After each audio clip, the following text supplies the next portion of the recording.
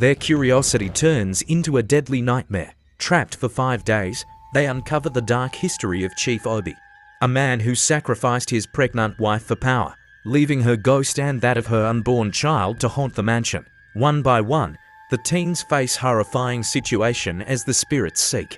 Once upon a time in an African village near the forest, there lives 4 teenagers, David, Chika, Amoka, and Toby, as they decided to spend their holiday exploring a notorious forest on the outskirts of their small African village. They had heard chilling stories about an abandoned mansion deep in the forest. There is a warning by the elders never to go near the mansion in the forest, but their youthful curiosity pushed them forward.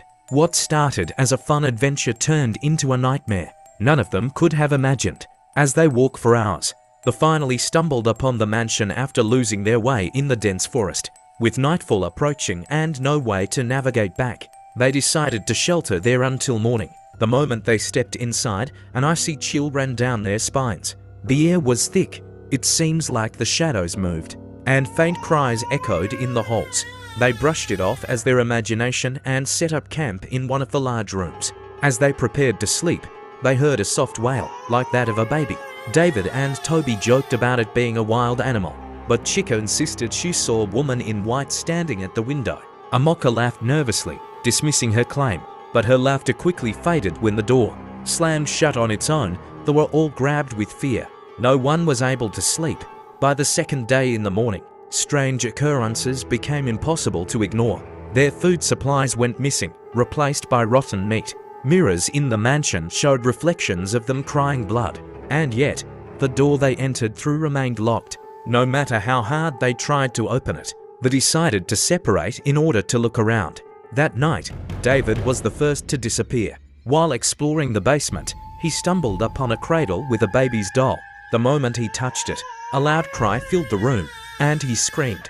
The others rushed down but found only his flashlight. On the 3rd day, Amoka began hearing whispers calling her name.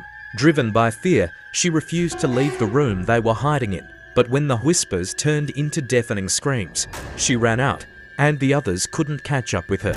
Hours later, they found her body hanging from a chandelier in the dining hall, her face frozen in terror. By the 4th day, Emeka and Chika were determined to find a way out. They searched every corner of the mansion, but only discovered more horrors. Walls bleeding, with strange symbols, and the sound of a baby crying louder and louder. That evening, as they continued to search, Chika disappeared without a trace. Toby, the brave one of them all, searched for her, without result, but assumed the worst.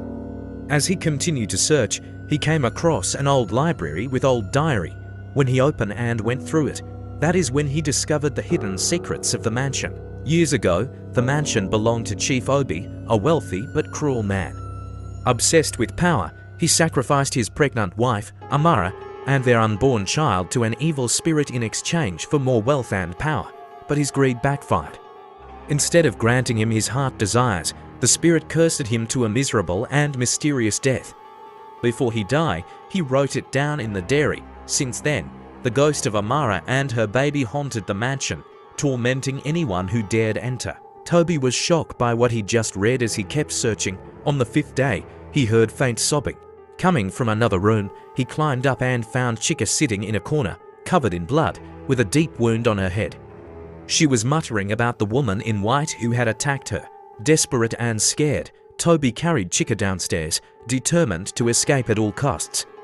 Guided by a faint beam of light, they stumbled upon a hidden door in the library. It led to a tunnel that seemed to stretch forever. Behind them, they heard the cries of the baby and the voice of the ghost woman saying, "You cannot leave." But they kept going. The tunnel led them to the forest, but as they stepped out, the door shut locked behind them.